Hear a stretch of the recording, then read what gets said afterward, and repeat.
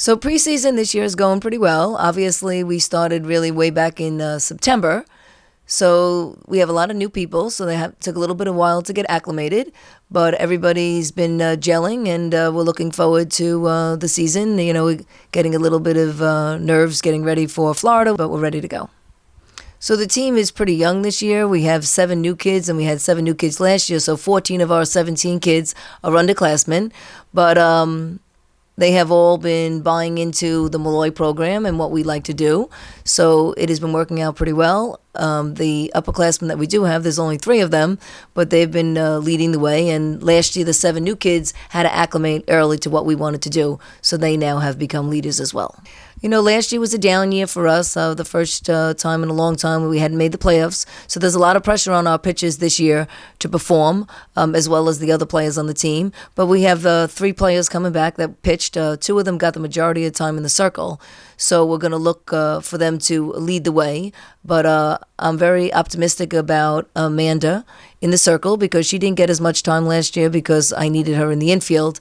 However, she's going to have a lot of opportunities, so we have high expectations for her to follow with what Tony and Courtney have done so far.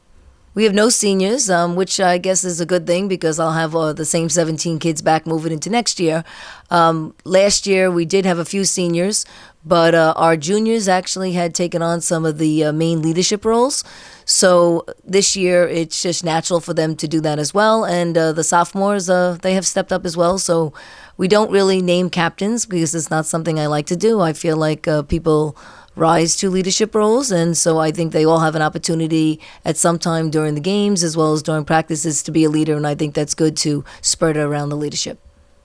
So I know the preseason poll is out, and they have us ranked as 4, so that sort of puts us in the underdog role.